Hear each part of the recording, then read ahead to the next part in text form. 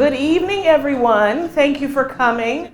Thank you for braving the traffic. I hear we're battling volleyball tonight. So we will be a hype crowd here as well.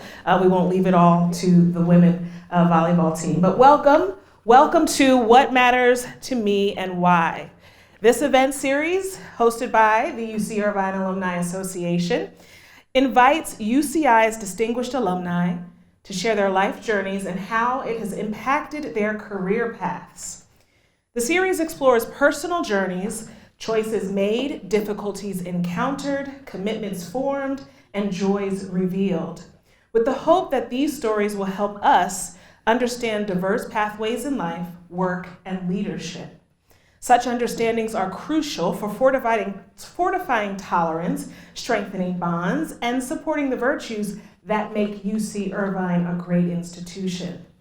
This series is a partnership between the UCI Advisory Council of Campus Climate, Culture, and Inclusion, the Student Alumni Association, and the UC Irvine Alumni Association. However, tonight, this event includes a special partnership with the UC Chicanx Latinx Alumni Association. We call this UC CLAW. It's a statewide collective of Latinx alumni from all 10 UC campuses whose mission is to support the overall advancement of the UC system to better serve the needs of the on-campus and off-campus Chicanx Latinx community, including alumni, staff, faculty, and students. We have the pleasure of hosting the UC CLAW Quarterly Summit here in this room tomorrow with all of the 10 campuses, and we have a great event tonight to kick the weekend off. I think we have some board members from UC CLAW in the building. Can you please stand and be recognized? Thank you for being here. Thank you for leading the path with UC CLAW. Thank you. Thank you. So, to get everything started, let me introduce our guest and host.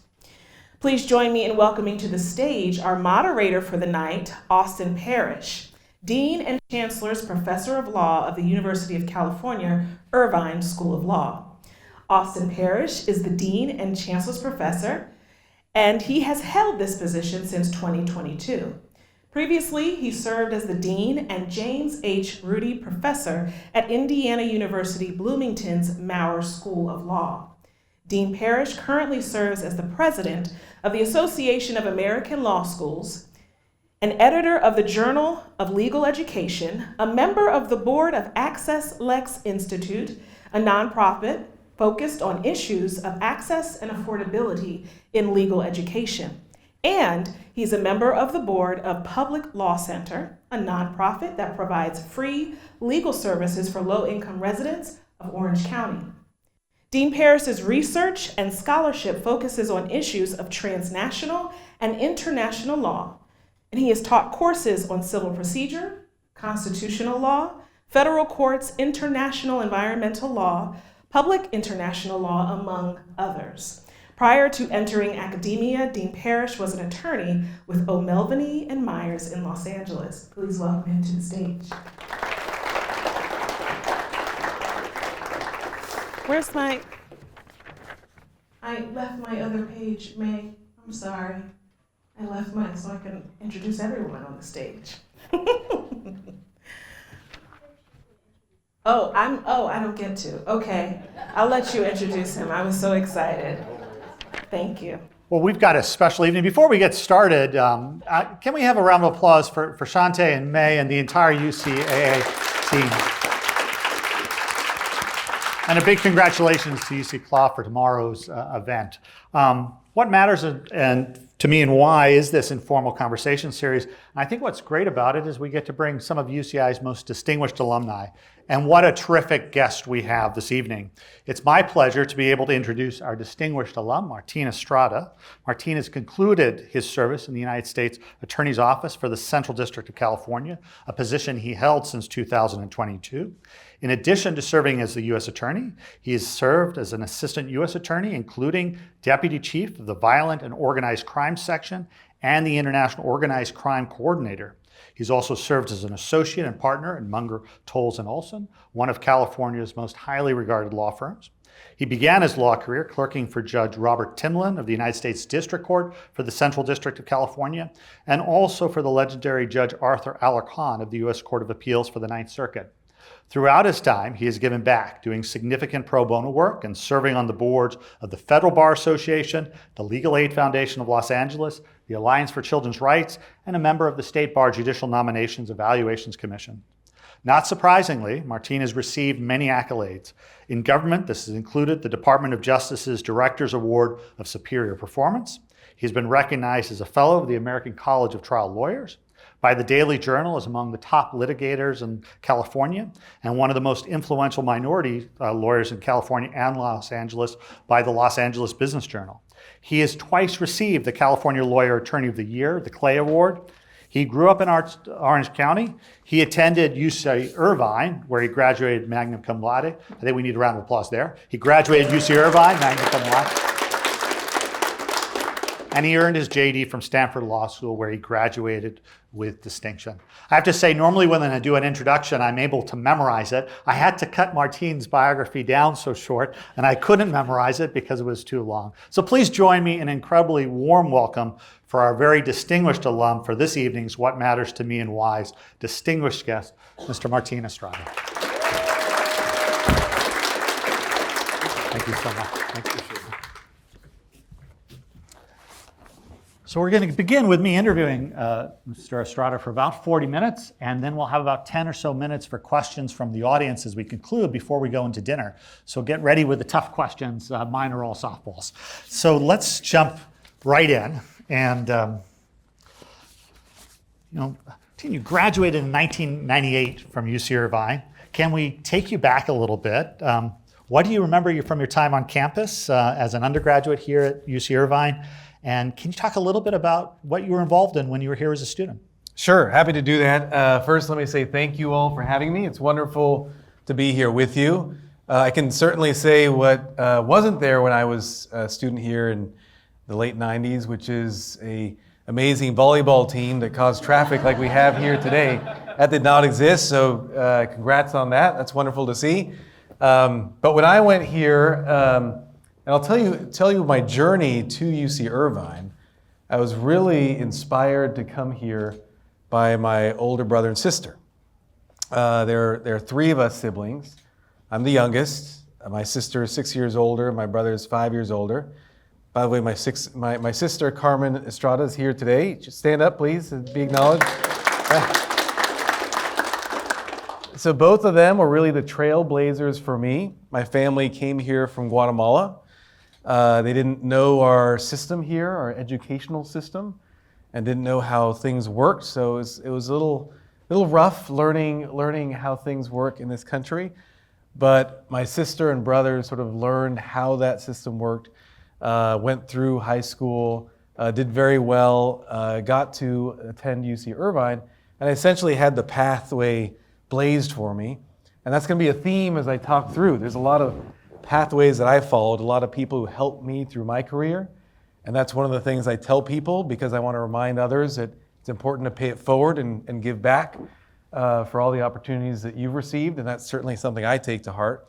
But the first people who did that for me were my brother and sister. So I followed their path and came here in the late 90s. And it was a phenomenal experience. I learned so much, and I came to a community really that was very large, very robust, very rich, and learned so much that would later help me in my career. But I don't want to jump ahead in the question, so I'll leave it at that. No, that sounds good. Are there particular classes or professors or organizations that you're involved in that kind of stick in your memory that you remember fondly? Definitely. So I was a history major. I wasn't sure what I wanted to do in my career, and I really liked academics. I'm going to admit I was a bit of a nerd. I really liked reading, really liked getting into history.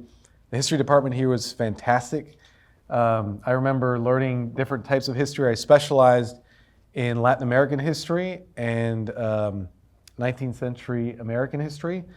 And there were great professors here who really supported that. They nominated me for a scholarship, the Shirley Hines Memorial Scholarship. I don't know if it still exists, but they nominated me for that, which helped me pursue further studies in history. And what happened is I was really wondering what to do with my career. I was interested in the law because I saw it as something that could really create change in society.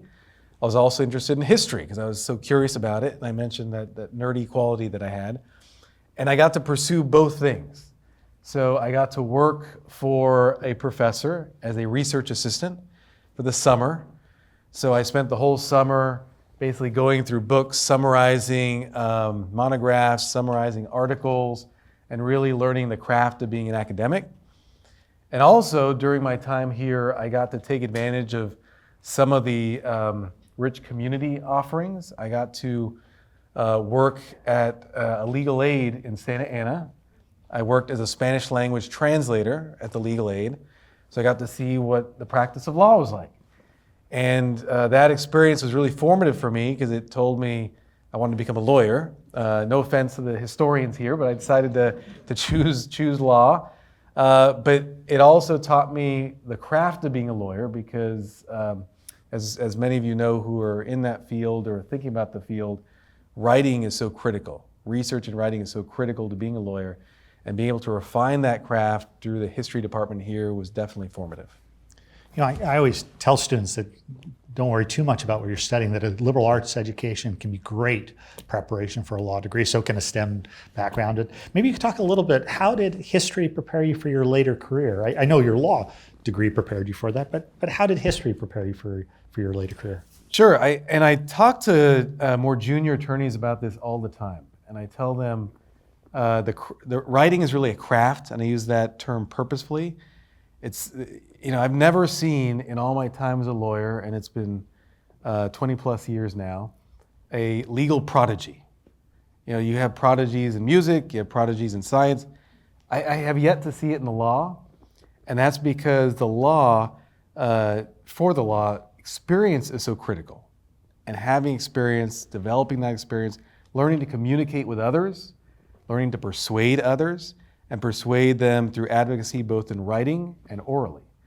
And to do that writing, you need to put in the work and learn how to write in the most persuasive way, learn how to do the research. So this isn't always something people want to hear, but it takes a while to develop that, and you really need to take advantage of the opportunities to refine your legal research and writing. I thought the study of history was fantastic for that, because what do you do in history? You rely on primary sources and secondary sources, but primary sources to develop arguments and persuade others of those arguments. You do the same thing in the law. Only those primary sources happen to be evidence, cases that you rely upon to persuade others. So it's not an easy path to the law, unfortunately, but if you really enjoy legal research and writing, it can be a very rewarding path.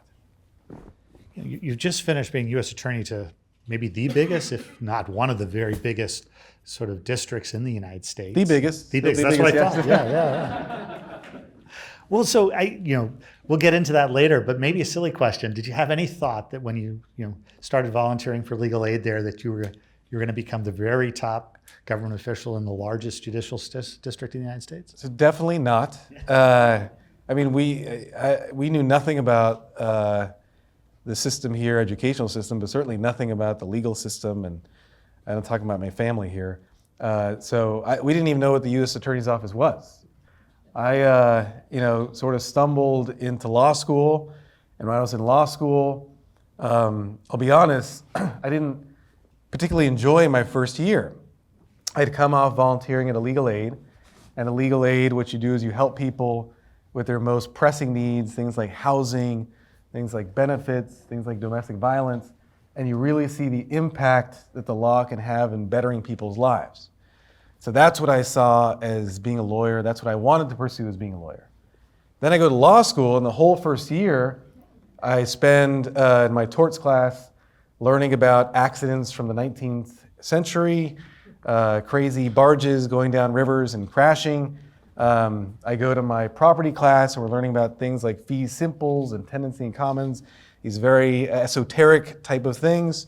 I go to my contracts class, and we're learning about other terms like promissory estoppel and things that didn't seem to have the same practical aspect.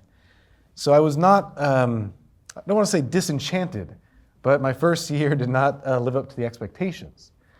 What happened is I attended a public interest seminar my 1L spring, and I learned about an externship at the U.S. Attorney's Office. Sounded interesting. I thought maybe I should look into this. And then the kicker came in when the speaker said, and I did this in Santa Ana. I said, well, I want to go back home. So I want to go back home for the summer. So I applied for the job. I was able to get the job and extern in the U.S. Attorney's Office. And it was a remarkable experience. Because what I saw was people doing exactly what I wanted to do, which is using the law, federal case law, the courts, to better people's lives. I worked on 2 cases. One was a public corruption case involving city council members for the city of Santa Ana. They were taking bribes in exchange for beer and liquor licenses. That ended up going to trial, and the 2 defendants got convicted. And then the other case was a civil rights case, a criminal civil rights case, where there was a gang in Anaheim that was targeting black park goers and preventing them from using the park, which is a civil rights violation. So I said, this is the kind of work I want to do. I mapped it out. I saw what careers people had done to get into the U.S. Attorney's Office. Again, I remember the theme, the trailblazing theme. So I looked at what people had done to get to the U.S. Attorney's Office, and I followed that path. Just want to clarify to the audience, that's the Stanford experience, not the UCI law school experience in the first year. You also didn't mention civil procedure. That was a fun class. I had a great class. That's what I teach. So, throughout your history, it's clear in what you were just talking about. You've definitely had a commitment to justice, right, and to giving back. Can you talk a little bit before we kind of move more into your career about what created that value and why is that important in your life? Why is that important and to be part of your career, to seek justice for others? So I had some formative experiences growing up, and that largely comes from my family's background.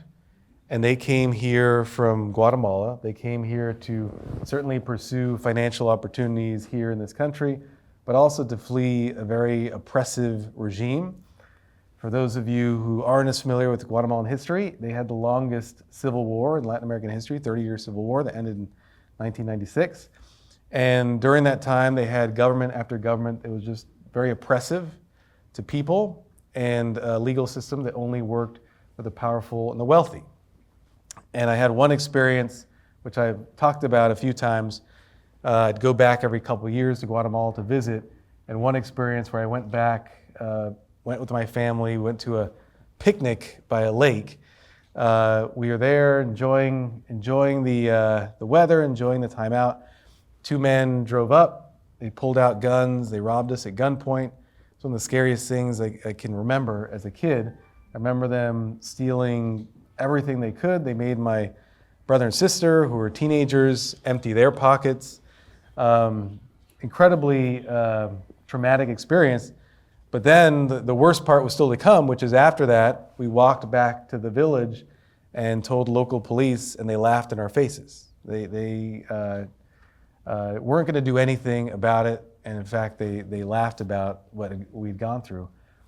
And that helped demonstrate for me what justice is not, when you have a system that does not work for everyone and does not provide fairness to everyone. And it told me what I wanted to do was pursue a career where I could provide that level of justice for others in a place that, while our legal system is not perfect, there's definitely a lot that needs to be done in our legal system, but it certainly aspires to fairness and equality and does it much better than certainly any Latin American country I'm familiar with. Let's jump. You were just telling me earlier that you just had your last day on the job in the Central District of California. For the audience, can you tell a little bit what is the U.S. Attorney for the Central District of California? And this may be an obvious question, but why did you stop doing it?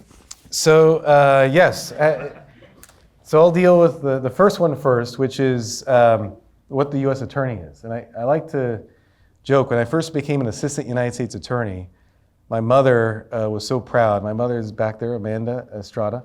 She was so proud. She used to tell everyone that her son was a U.S. District Attorney. That was not my title. But it revealed something very deep and meaningful to me, which was that a lot of people don't know what the U.S. Attorney's Office does. The work they do is critical. They are essentially the main federal law enforcement for the district, the central district here, and it's a 20 million person district. It covers 7 counties, all the way from San Luis Obispo to Orange County and east of the Nevada border. It's huge. And they do a lot of really important work. I mentioned civil rights, I mentioned public corruption, corporate criminal work, human trafficking, violent crime, civil rights, really important stuff, and not enough people know about it. So I'm going to segue into my time as U.S. Attorney. When I came back to take that position, that was one of my goals, to make sure people knew about the U.S. Attorney's Office. So I really focus on outreach and doing as much as possible. Every press conference I did a small segment in Spanish to get to our Spanish language audience. So that's always been something important to me, to make sure that in the future people don't refer to our prosecutors as U.S. district attorneys, and prevent that from happening. In terms of leaving the job, so I'm a presidential appointee. So what that means is when a president comes into power, they're able to nominate people for different positions. People are nominated for cabinet positions. You're all familiar with that. But also there are other presidential appointed positions, one of which is a U.S. attorney position. And you get nominated by the president, you get confirmed by the Senate, and then you get appointed by the president. The typical thing to do is, at least since the first Bush presidency, is when a new administration comes in, then the presidential appointees will leave. Sometimes it's more dramatic than other times. And on this occasion, given that a new administration was coming in, and there were many policies that I put in place which would be different from what the new administration would want to pursue, it was time for me to leave, and that's why I left at the beginning of the administration. That makes sense. Looking back over your service in this position, this conversation series is titled What Matters to You Most and Why. What are a couple of your accomplishments, or a couple of the cases or the matters that were worked on by the office that you're most proud of? So there's a lot that I'm proud of, but it mostly comes down to the attorneys and staff at the office. They do fantastic work. They're public servants. They're committed to doing justice. Too often, I think they get maligned by others. There's attacks on the Department of Justice now. There's attacks on the FBI, attacks on federal agents who are out there just doing the important work day in, day out. So a big part of my job as a political appointee, as the head of the office, as the person in front of the cameras, was to deflect some of those arrows and protect my people from some of those unfair criticisms. I'm proud of the fact that we're able to do a lot of that.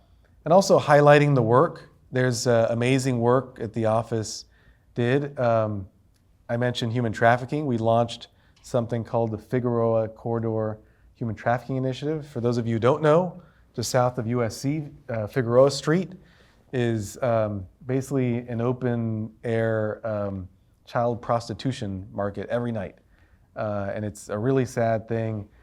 I've gone on ride-alongs with LAPD to see it, and it's important that action be taken. So we did this initiative in combination with the District Attorney's Office, with the LAPD, with Homeland Security, with FBI, to really address that problem and go after some of the pimps who are out there doing a lot of bad things.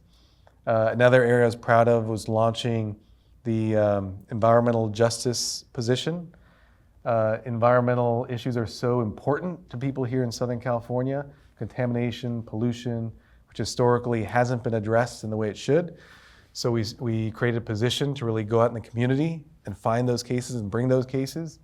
We ended up filing some important cases, one against the city of Los Angeles for contamination coming from a water treatment facility that they had in the South Bay, another against Phillips 66, which is a Fortune Top 50 company for polluting waters in the Carson area. So I'm very proud of that work. We also launched something called the Corporate and Securities Fraud Strike Force. And essentially what I saw was there wasn't enough emphasis on corporate executives and insiders who are committing crimes and getting a free pass, essentially. So I created a unit to focus on that and make sure we brought cases against those who tamper with the markets and those who get inside information and trade on that information. And we've had at least 5 successful prosecutions from that in just about a year and a half. And then the other half of that was something I launched called the Vulnerable Communities Task Force. And what I did with that is, so often at U.S. attorneys' offices, they focus on loss amount in terms of what cases they do. So if the fraud costs $5 million, that's something the U.S. attorney's office would look at. If it's below $1 million, they're probably not going to look at it. The problem with that approach is that there's a lot of fraud that affects people, and it may not be the greatest amount, but it could be your entire mortgage, and it could be an elderly couple that loses their home, loses their future. It could be people relying on benefits, public benefits, who have those stolen from them, which is a big problem now, and can't pay for food, pay for clothing for the month. So that wasn't getting addressed. So the Vulnerable Communities Task Force focuses on those, I guess, smaller amount frauds, but that have a huge life impact, and to make sure that those are properly addressed. Yeah, I'm struck when I'm looking at your career that you did a lot in government. It's focused on justice. You've worked in private practice, but you've also done a lot in public interest, and a lot with pro bono, and your career has been married between not only doing private work for clients, but also volunteering for a number of legal organizations. Can you talk a little bit about the importance of doing pro bono civil rights work, public interest work as part of your career, and then maybe a little bit about what you think that role is for attorneys generally? So when I was, this is going to go back to my time in undergrad. So I was looking at what I wanted to do. And one of the reasons the law appealed to me is this public-facing aspect and this aspect of service to the public and helping others. One of my former partners, Ron Olson, who was a mentor of mine, he referred to lawyers as street intellectuals, which I thought was a nice term, because you have all this knowledge, you have all this ability, but you really apply it out to where people need it. So in our profession, I think it's critical to give back through pro bono work. I think that's really important for all lawyers to do. Certainly at the beginning of your career, it's hard to find that time, and there's different commitments. But certainly as you go on through your career, I think it's very important to do that. And that's something that's always been important to me. You mentioned the Legal Aid Foundation, which I was on the board on. I did a lot of domestic violence work there, getting restraining orders for victims of domestic violence. We started during the pandemic the first virtual domestic violence clinic, because one of the many unfortunate effects of the pandemic was more people at home, more people in close quarters, and unfortunately a rise in domestic violence. So it was important for us to do something there. And that's something I started at my firm and got a lot of associates involved with. We did some great work there. But it's really important for lawyers to do this work. I say, of the professions, certainly medicine, that's life-saving. There's no question about it. That's the top of the heap when you're saving people's lives. But as lawyers, we do come in at some of those critical life moments when people's housing, people's stability, people's benefits are on the line, and there's a lot that lawyers can do and should do in that regard. I've always looked to the words of Sandra Day O'Connor, the late Justice Sandra Day O'Connor, who talked about the importance of pro bono work. It's one of the privileges, she said, of being a lawyer. And I've certainly taken that to heart. Yeah, I think that's true. I was going to say, I noticed I had not heard the street intellectuals as being referred to attorneys, and it seemed like the audience had other terms for attorneys that they were more familiar with. So I'm pleased that, what you say about pro bono strikes, the law school here, we're very much committed to that. A group of students are going up to Los Angeles early tomorrow morning to work on the fires. but it seems such a great way for students to get FEMA work with the fires. It seems like such a great way for law students and undergraduates to get experience. And it sounds like your career it inspired you to become a lawyer, and it seems like it later served as sort of a cornerstone and a guiding point throughout your entire career so far. Is that right? Absolutely. I think that's another part of it. Lawyers can get a lot of experience that way. And I certainly benefited from that. When I was an associate starting out at the law firm, I ended up doing 3 Ninth Circuit appeals, those are hard to come by. But the way I was able to do it is I did them as pro bono appeals. And it turns out if you volunteer and do a pro bono case, you're guaranteed an argument, so you're going to get your argument. So there's that aspect to it too. But I think regardless of the experience aspect, I think it's so meaningful for lawyers. It gives back to your community, and it makes you have that extra connection to people who are really in need. I think it just makes you a better lawyer, a better professional. Yeah, I couldn't agree more. Looking back on your career, right? Have you had any mentors or people that sort of pushed you, nudged you at particular times? Seems like you work with some great lawyers and some great judges. Can you talk a little bit about the role of mentorship in your career? Sure. I've been very fortunate to have great mentors. Obviously, I mentioned my brother and sister, Carmen and Juan, who helped me so much. But also, once I became a lawyer at the U.S. Attorney's Office, I worked with an assistant United States attorney called John Houston, who is now part of the board of the law school. And he helped me and mentored me and helped guide me in the path to becoming an assistant United States attorney. I also was mentored by and continue to consider as one of my mentors Justice Carlos Moreno, who is retired from the California Supreme Court, also a Stanford grad. And he's been very helpful in terms of helping to guide my career and give me advice throughout my career.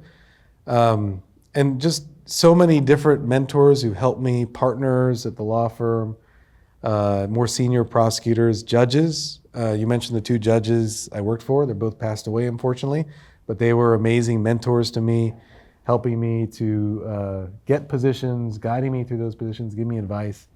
And what I always tell students, people coming up through the career, it's very important to develop a mentor network.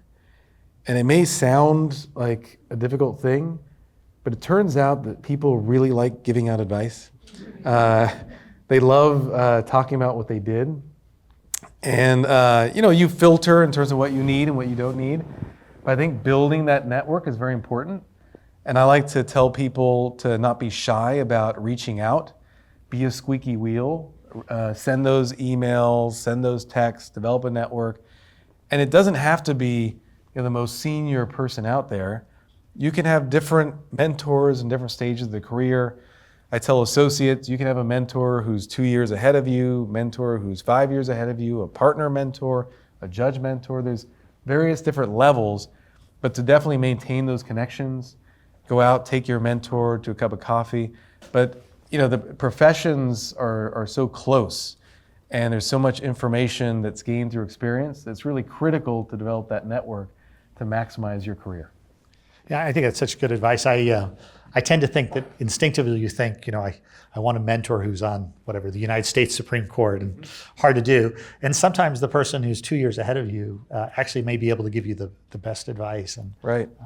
I encourage undergraduates actually to reach out. I think I've just volunteered some law students, but to reach out to law students to get a sense of actually what's going on. And then people who are just first out of practice, a couple of years can be really helpful to somebody who's just starting out because they just went through the same thing you're going through. Yeah, so one of the things I started at the U.S. Attorney's Office, I think it's important for the U.S. Attorney's Office not just to do the work they do, but also to develop the future leaders in our profession. So I started something called the Justice Fellows Program. So what that is essentially and if there's any college students here, you should think about it, for people who are just graduated from college, who are thinking about law school, we bring in Justice Fellows to work a year or 2 in the office and do great work. They do Excel spreadsheets, they put together evidentiary binders, they attend trials, they attend hearings. It's a great experience, you learn a lot. What I tell them, the best part of the experience is getting to know the other lawyers, getting to know the assistant United States attorneys, All of them went through undergrad, all of them went to great law schools, all of them had success in law school. It's important to develop those networks, and that's what I encourage them to do, because each one of them can help guide them. You never know when you're going to find the next, for me, John Houston, who's going to help you and guide you through your career. So I always encourage our folks to do that. And for any of the students in the audience here, consider the Justice Fellowship. It's a great program. You're going to learn a ton. Unfortunately, the government can't pay you that much, but still, you can't focus on those things. You got to focus on the experience. I should have asked that to begin with. How many people in the audience are currently a UCI student? Nice. And how many people are UC Irvine alumni? Oh, even nicer. Well, maybe what's your advice to the students of today? Like if you were to look back and say, you wish you had taken advantage of some other opportunities or things you would have emphasized differently, or just general advice that you took that a mentor gave to you, what would you advise the students of today? So just like I said, I have plenty of advice. I'm happy to give it, but I'll distill it down to a couple things. One is to keep an open mind about career paths, to experience different career paths. If you're thinking about academia, try to experience it. If you're thinking about the law, try to experience it. There's a lot of volunteer experiences you can have to see if that's really the career path you want to take. And then the second thing is to really put in the work for your career path, to do the reading, do the research. If you're going to be in something like the law or academia, the writing is critical. You got to put in the work to become a good writer, and that requires what I refer to as reps. And it's not that much different from sports. To get good at sports, like your great volleyball team here, you gotta practice. You gotta put in that practice time, put in those reps. I don't know anything about volleyball, so I can't talk about what they do. But in writing, you gotta get in those essays, those projects. When I was here, there was something called a research fellowship where you could write an honors thesis, and it wasn't mandatory. You didn't have to do it, so you had to volunteer to do it. There's opportunities like that, which I'd encourage students to pursue, really put in the work to pursue your career, but also to refine your abilities to do the career at a high level. One of the things I'm struck with for UC Irvine students is they work really hard, but they know how to play hard too. What are the things that you do for fun? Or maybe the things you did do for fun? Sure. So keep now it PG for the Sure. So I grew up really into water sports. I played water polo. I swam. So I can't play water polo anymore. I still swim occasionally, but I was really into the ocean. I love surfing. It's really a meditative experience for me. I still do it, and I feel like the great thing about being out in the water is you don't have those little devices, those iPhones around. You can't be on social media or any of that. You can just focus on the peace of being out there. So I love that. Can't do it all the time, so I also run a fair amount, bike. I enjoy doing that. And more than anything now, I enjoy spending time with I got 3 boys, and I like to say that kids keep you young and old at the same time. Depends on the day, but they're the best fun that I have in my life. Well, I'm going to open up in just a couple minutes to the audience, but what's next for you? So you've just stepped down, had an amazing tenure as the U.S. Attorney of the Central District. What are you thinking about next? So the immediate next plan is a staycation for a few weeks. I'm already cooking a lot at home. Shrimp fajitas last Tuesday and gnocchi carbonara on Wednesday. So I've been cooking a lot for the boys. But then after that, I'll go back to private practice. And one thing I always talk about is I love trial work. I love doing trials. I love litigating, so I'll go back to that work. But I also love the civic engagement, being engaged with my community. So I'll go back to pro bono work and making sure I take on some important cases. Is even at last night's farewell event, one of the sheriffs, and the sheriffs are the electeds for their counties. I won't name the sheriff. He came up to me and talked about 2 of his officers who are dreamers, DACA recipients, and they're really worried about whether they'll be able to maintain their career as law enforcement officers, serving people with the new administration. I said, call me in a few weeks. So there's a lot that we can be doing that's really going to help our community, and that's something that's always been important to me, and I will continue to do that work.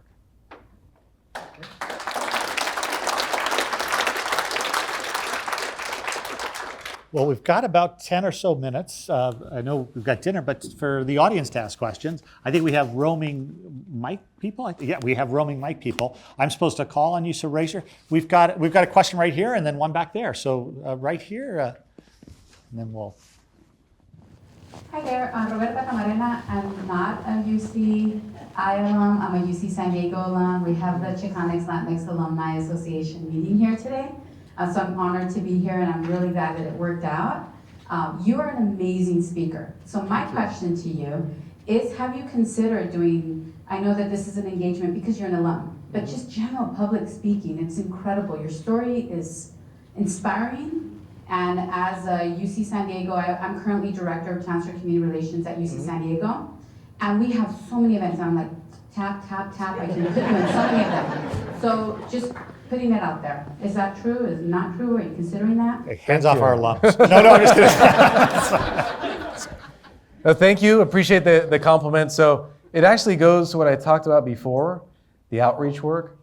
As U.S. Attorney, I was asked this by the LA Times before I left. One of the things you're most proud of is the outreach. I went to every grade school, high school event. We started a engagement with LAUSD, the second largest school district in the country, to go in and speak to students and tell them about some of the dangers out there to be careful with, but also to inspire them to go to college and become professionals. So that's work that's been very important to me. We worked very closely with a group called Strive LA, which is based in Watts. It's a nonprofit. It's an after-school program. It's an amazing program where students who live in the area who want that extra support actually sign up. They're there year-round. They get classes in math, English, but also things like computer science, film. And we teamed up with them to have our attorneys come down and speak and talk to them about going to college and the importance of going to college and becoming a professional. We even had them come out to the courts for a law day to meet with the judges, to do a mock trial, to see what it's like. A lot of them said they want to become trial lawyers, so I'm going to hold them to it.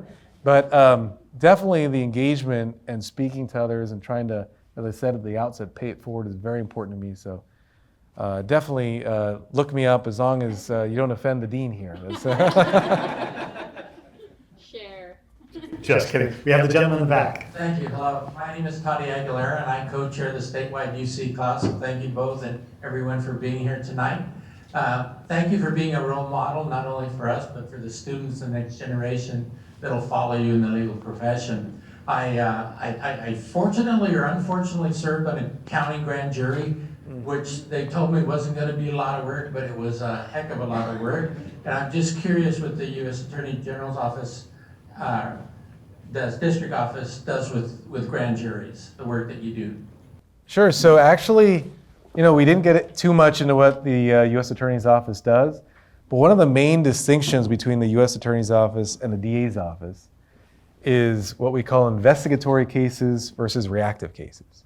So a reactive case is a case where something happens and you have to take action. So someone gets shot, someone gets their house broken into, and police have to respond, and action needs to be taken right away. Generally speaking, not always, but generally speaking, that is a state crime. DAs handle those. There are exceptions, like hate crimes.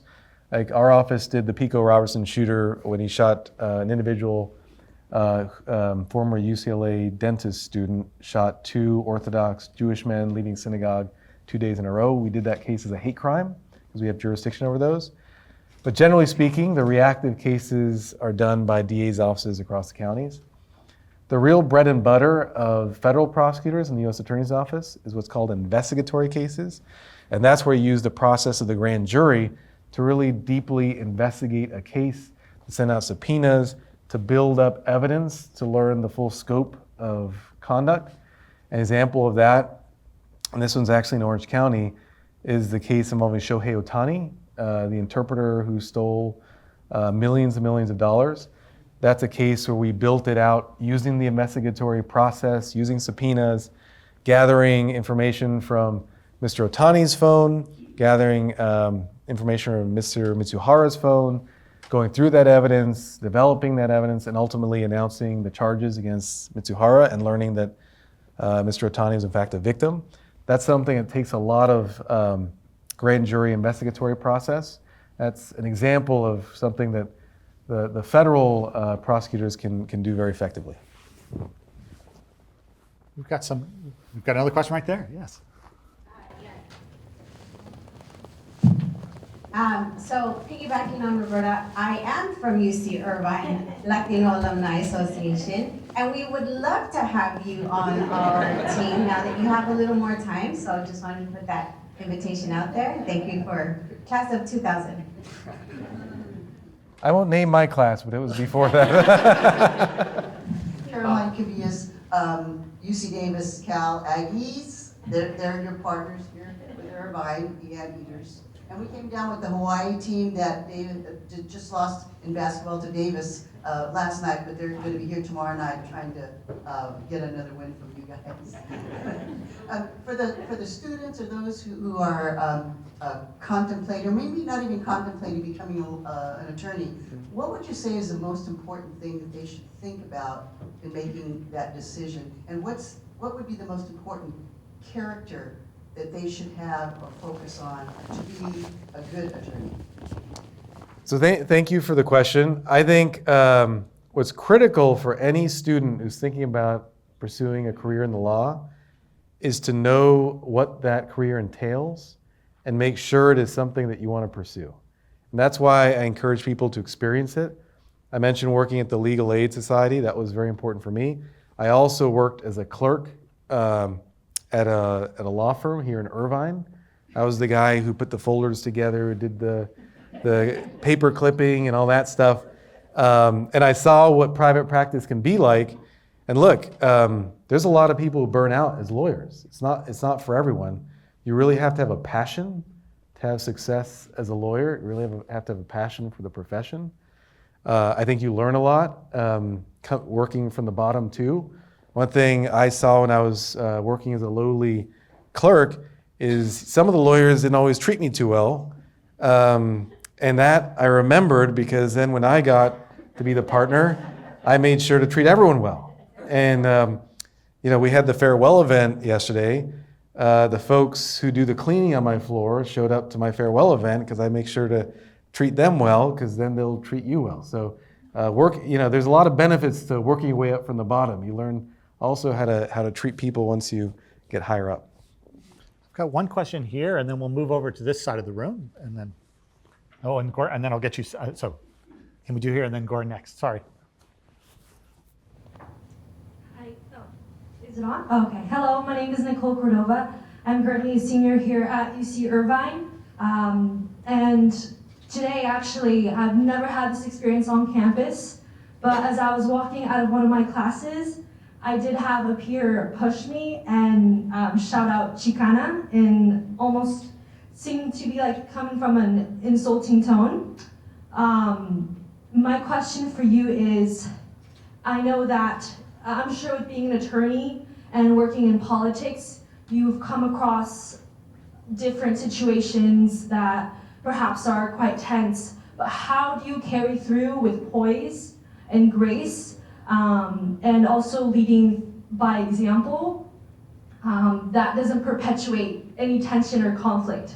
And how do you build that backbone, especially as someone who I want to pursue law in the future? Sure. Thank you for the question. So I think you always have to keep your eyes on the prize. You have to look at the finish line. I have plenty more sports analogies to give you, but you want to focus on what your goal is. And if you're really focused on your goal, distractions, people who are pushing, haters, as we used to call them, they're not going to take you off the path to your goal. So I've always been a very positive person. I'm very optimistic. I always keep that, because it's part of my personality, but also it's because I'm focused on the ultimate objective. And I'll tell you, in every part of my career, there have been haters. including as U.S. attorney. I got a lot of haters through that. People who will throw stones. But if you're really focused on what your objective is and why you're doing it, the purpose you're doing it for, that's why I refer to passion, then you're going to keep that straight path, which is the best path to success. Thank you. Gordon, we've got you, and then we'll move on. Yeah. Sure. Gordon Mateusz, engineering alum of UCI, but my question is regarding Bruce's Beach, which is one of the major cases that you led. I wanted to hear a little bit more about that experience for you. So. Sure. So that was a fascinating case. So for those of you who don't know, so in the Manhattan Beach area, just about an hour north on the 405, there is a portion of the beach there called Bruce's Beach. And the reason it's referred to it as Bruce's Beach is because that plot of land was originally owned by the Bruce family in the 1911s, 1920s. So you go back, Los Angeles history at that time, the Bruce family was black. They had accumulated some money working in the railroads and saw an opportunity to open a resort. At the time, and this is kind of hard for us to imagine, all of the ocean front there was completely segregated. And the way it was segregated is because they would have whites-only bathing houses. So this is something that I learned. At the time when people would use the beach, they needed to go rent bathing suits, equipment, all that. That was basically the way you had access.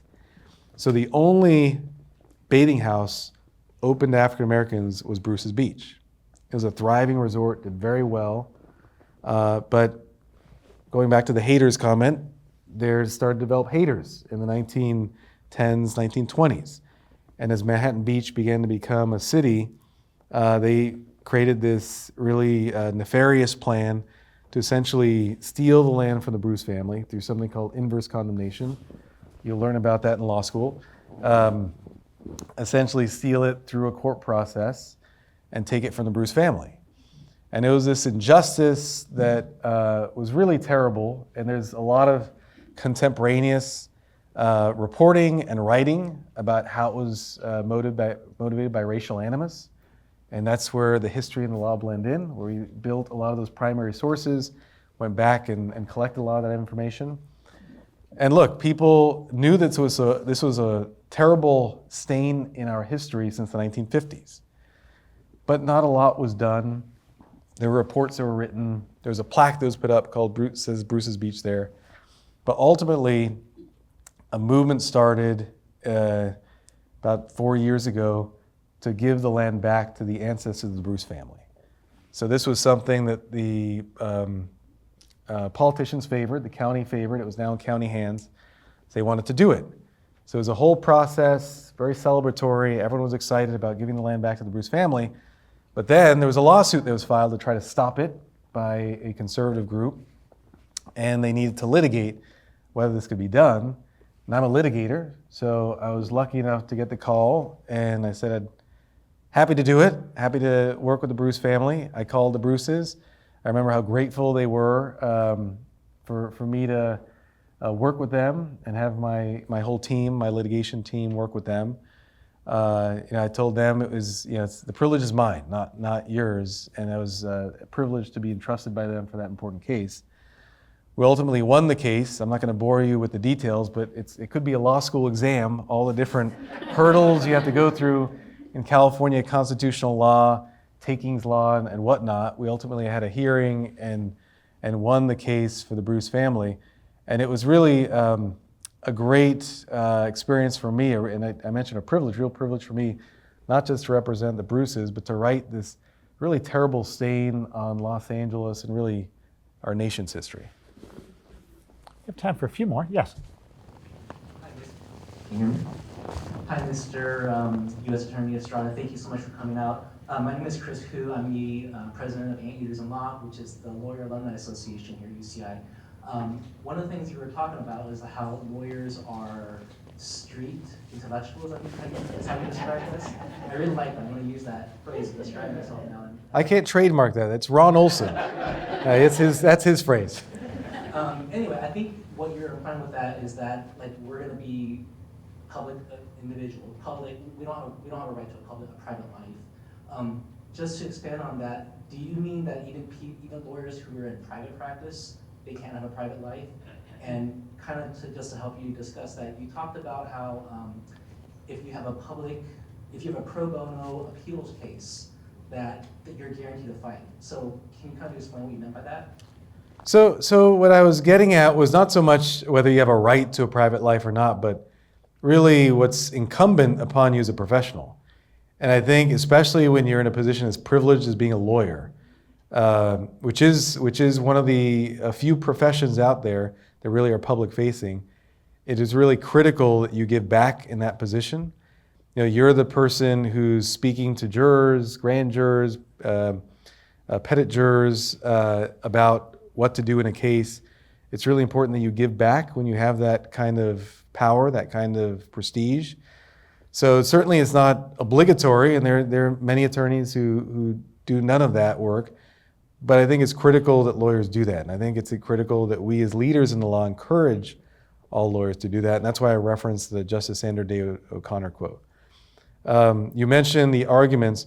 So that goes to the opportunity aspect. And I think for more junior lawyers, more junior professionals, it's important to look for those opportunities.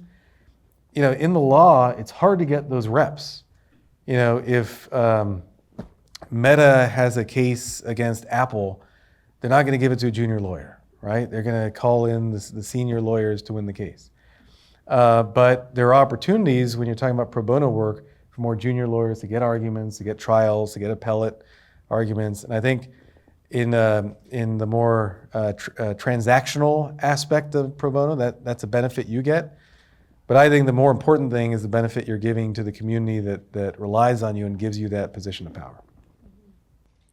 I'm getting the signal that we need to move on to dinner. So can you join me? To be honest, I think it's remarkable. Is that, no, one more, I'm sorry, yeah. Sorry, I'm Natasha Klitschko, alum from Master of Advanced Study in Criminology Law and Society alum, and so is Jillian here from a previous cohort. We're also United States probation officers from your office in Santa Ana. So we actually didn't realize that you weren't the chief more until today. So we were trying to figure out why. Now it makes sense. But we just want to say thank you. You know, we work with your office all the time. We're also UCI alum. People also don't know what we do, as well as they don't sometimes know about U.S. attorney. But just thank you for everything that you've done, and we enjoyed working with your office as well, with your leadership. So thank you. I appreciate that. Appreciate it.